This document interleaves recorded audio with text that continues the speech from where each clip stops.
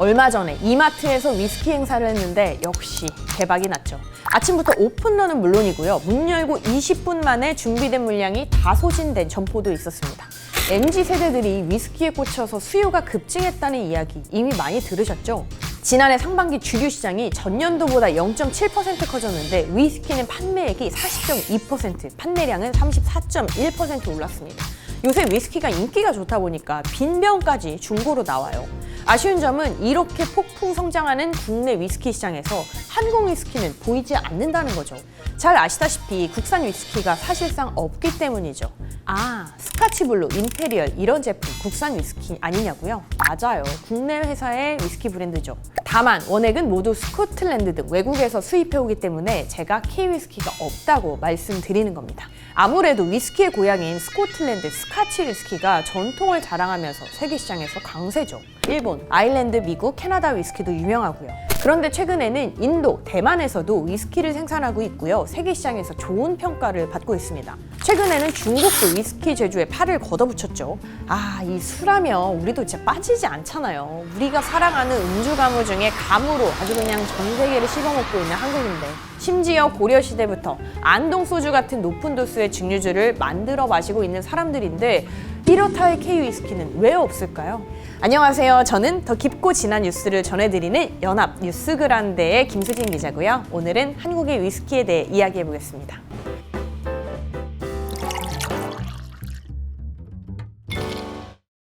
사실 우리나라 사람들이 위스키를 즐긴 세월 꽤 오래됐습니다. 1876년 조선이 강화도 조약으로 개항하고 다양한 서양 문물이 쏟아져 들어왔는데요.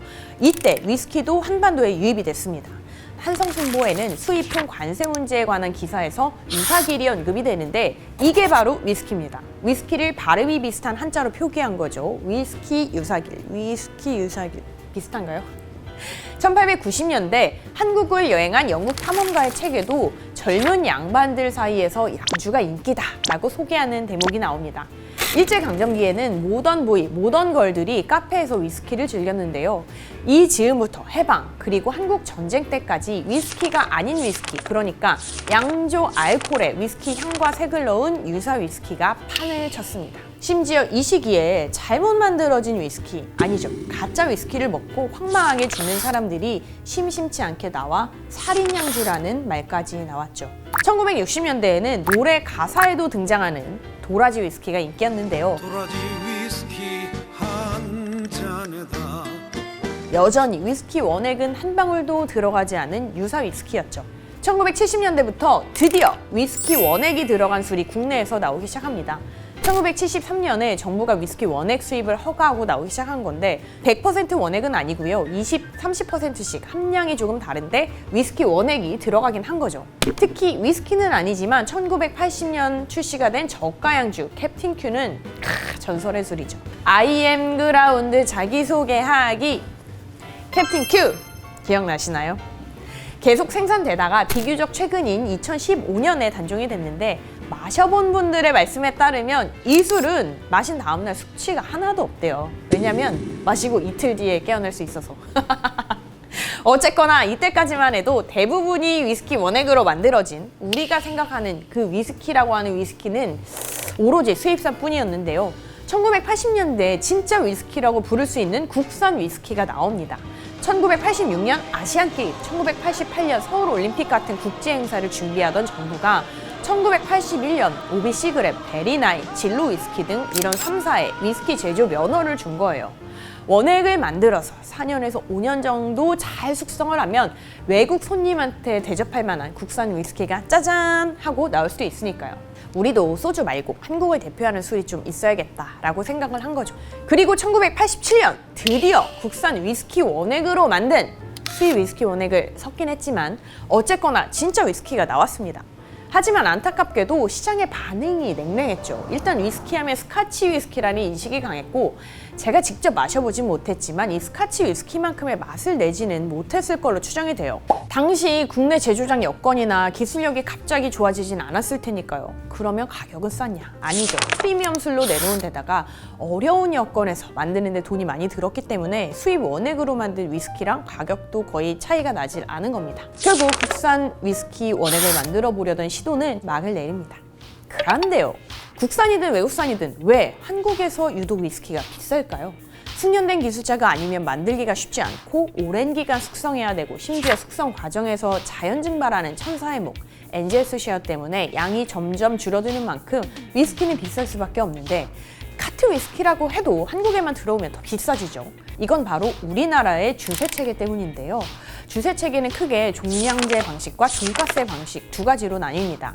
종량세는 술의 양이나 술에 포함된 알코올 농도에 비례해서 세금을 매기는 방식이고 종가세는 술의 가격에 비례해서 세금을 매기는 거죠.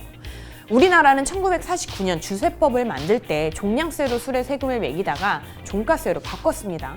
주류 소비 억제, 세수 증대 목적이라고 하는데 당시 물가가 많이 올랐기 때문에 세수 증대를 하려는 목적이 더 크지 않았을까 추정이 돼요. 실제로 1970년대에는 주세가 전체 국세에서 차지하는 비중이 거의 6%에 달하기도 했는데 우리나라 경제가 성장하면서 이 비중이 줄어드는 추세고요. 2021년에는 국세 총액 대비 주세가 제가 계산해보니까 0.8% 조금 안 됩니다. 전 세계적으로 주류 과세 체계는 종량제 방식이 대세예요.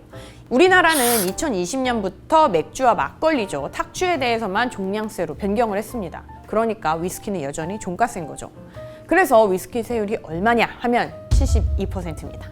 72%는 주세 최고 세율인데 예전에는 이 비율이 더 높았어요. 1975년에는 200%였거든요. 세율이 돈이 없으면 양주 마시지 말아라 뭐 이런 소리겠죠. 96년에는 100%였어요. 반면 소주는 주세가 35%였는데 그러다가 위스키 강국이죠. 유럽과 미국이 반발합니다. 1997년에 WTO에 한국을 제소해버렸어요. 아니 같은 증류주인 소주와 위스키에 세율을 달리 적용해서 차별을 뒀다는 거죠. 결국 우리가 패소했고 2000년에 주세를 개편해서 100%였던 위스키 주세 세율이 72%가 됩니다. 어쨌거나 현재 위스키 주세 72%의 세율에 30%가 또 교육세를 묻습니다. 아니 근데 술의 교육세는 뭐죠? 어떤 특정 세목에 부가적으로 이제 교육 재정 확보 이런 차원에서 이렇게 부수적으로 붙는 세금이에요. 금융보험업자나 또는 뭐 교통세나 또는 개별 소비세, 주세 이런 게 매겨질 때 부과돼요. 여기에 부가가치세 10%, 대부분 수입이니까 관세도 20%가 붙습니다. 아니 종가세도 나름 이유가 있긴 해요. 비싼 거 사는 사람은 세금 더 내게 되는 거니까 과세 형평을 실현한다는 취지도 있고요. 상대적으로 가격이 낮은 제품이 많은 국내 주류 시장을 보호할 수 있다는 거죠. 그리고 싼 제품은 세금도 싸지니까 가격이 저렴한 위스키는 외국보다 한국이 더 싼 경우도 있어요. 역설적으로 한국이 저가 위스키의 천국이란 말이 나오기도 하죠. 하지만 위스키 애호가들 입장에서는 불만이 나올 수밖에 없죠. 경제 수준이 높아지면서 자연스럽게 술에 대한 취향의 지평이 넓어지고 또 위스키를 즐기는 사람들이 늘었는데 세금 때문에 비싼 술을 더 비싸게 사야 되니까요. 그러다 보니까 상대적으로 우리보다 가격이 저렴한 옆나라 일본 그리고 최근 위스키의 성지로 떠오르고 있는 대만 등으로 위스키 쇼핑 가시는 분들 부쩍 많아졌죠. 어떻게 보면 국내 소비에 쓰일 수 있는 돈이 외화로 나가는 겁니다. 문제는 또 있습니다. 국내에서 위스키 수요가 늘었음에도 국내에서 자생적으로 위스키 산업이 발전하기가 어려운 구조가 된 거죠. 위스키 원액을 만들 수 있는 기술을 갖췄다고 해도 대규모 자본을 투입해서 대량 생산하지 않는 이상 웬만한 가격으로 팔아서는 이윤을 남기기가 어려운데 가격을 높이면 또 그만큼 세금이 늘어서 소비자들한테 부담이 되고요. 공들여 고급술을 만들수록 세금이 높아지는 거죠. 저희들 시장에서 얘기하는 건 다 그 부분 문제점이나 어떤 지금 상황 같은 건 인식은 다 하고 있어요. 뭐 예를 들어 얼마다 리터당 가격을 올리게 되면은 소주가 이제 같이 가격이 올라가 버리면은 위스키하고 이렇게 가격 경쟁력에서 보면 떨어져 버린다고요. 굉장히 이거 어떻게 보면 우리 주류 시장에서 소주 점유가 엄청 크잖아요. 그러니까 세수 측면도 뭐 조금 있을 수 있지만 이런 시장에서 이 반응이 굉장히 민감하겠더라고 이 부분은. 그래서 같이 봐야 돼요 종합적으로. 그래서 지금 뭐 되게 저희도 고민을 되게 많이 하고 있습니다. 2020년에 국내 맥주 세제를 종가제에서 종량제로 바꾸고 정말 다양한 국산 수제 맥주가 나오고 또 품질도 올라가고 매출도 크게 늘고 있는 점 잘 알고 계시죠? 술 참 많이 마시지만 또 부지런하고 똑똑하기로 유명한 우리나라 사람들 여건이 갖춰진다면 이 대만이 만들어낸 카발란 싱글몰트 위스키 같은 제품 충분히 만들어낼 수 있지 않을까요? 참고로 영화 헤어질 결심에도 등장한 이 제품 2017년 일본 위스키를 물리치고 올해의 아시아 위스키로 선정됐죠. 대만 기업이 위스키 생산의 단점으로 보이던 그 높은 기온, 열대 기후를 위스키를 빠르게 숙성시킬 수 있다는 장점으로 활용해서 선보인 제품이죠. 환경이 조성되면 언젠가 우리가 외국 위스키를 사려고 오픈런 하는 게 아니라 국산 위스키를 사기 위해 줄 서는 외국인 손님들 볼 수 있지 않을까요? 오늘 뉴스 그란데는 여기까지입니다. 다음에 더 깊고 진한 뉴스로 찾아뵐게요.